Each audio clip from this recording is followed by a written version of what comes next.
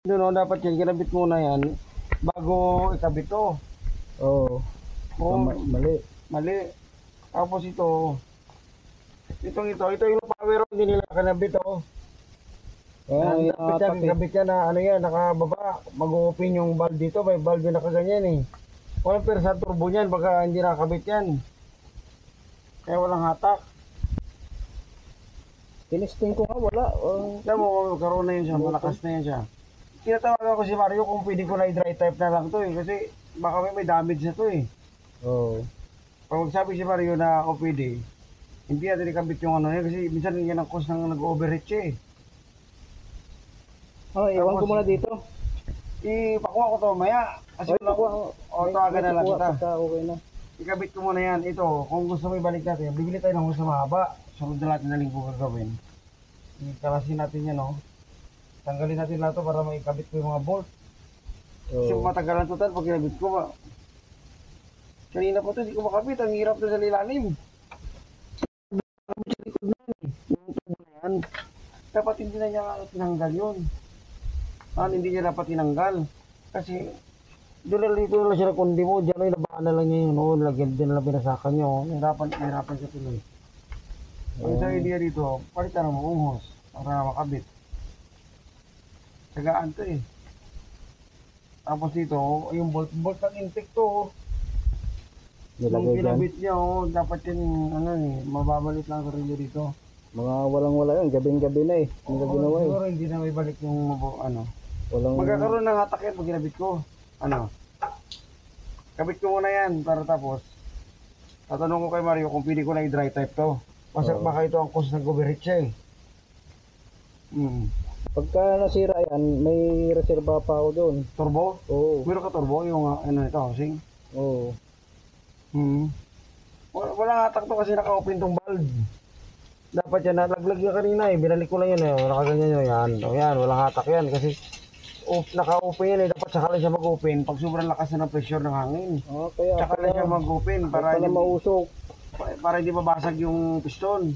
Saka lang siya mag-release pag sobrang lakas na ng pressure.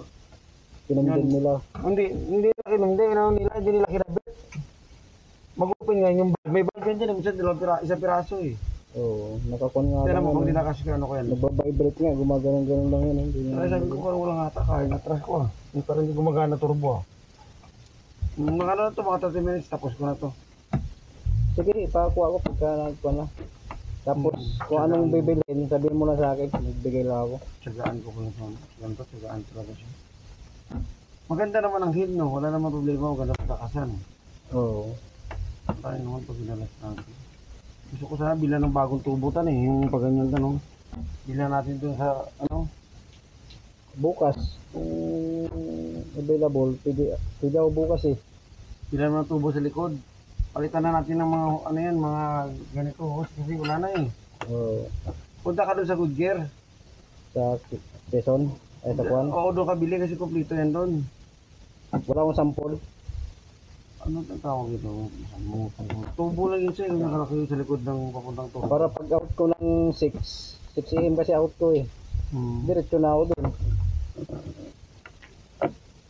Tubo siya tan eh. So kung host lang, daming mabilang host dito eh. Dapat madala talaga yung tubo. Ay, dito dali na lang doon. Para kahit host na lang bilhin ko. Sabi mo kayo, lakas yan dito. Kasi ito, mahirapan tayo magpasok. Ano ba ito? Ang original ito, may lock. Pero may nabibili dyan no, sa may hydraulic ng hose. Oh, yun, maganda yan. Kailangan ito matigas. Ito, maliit ito. Hirapan ako magpasok nito. Meron na no? Mura lang yun dito. Pwede natin yun, direct na lang natin yung ano eh. Kaya maibabaw natin paraanin. Oo. Pwede natin paraanin dun sa ano.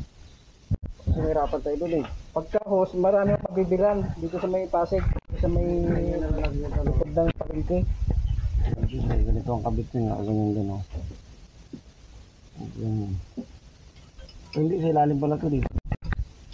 Dito siya nakakabit sa isang hose na yan. Dito siya nakatungo sa dito siya nakakabit sa isang hose. Ganyan ito na yan.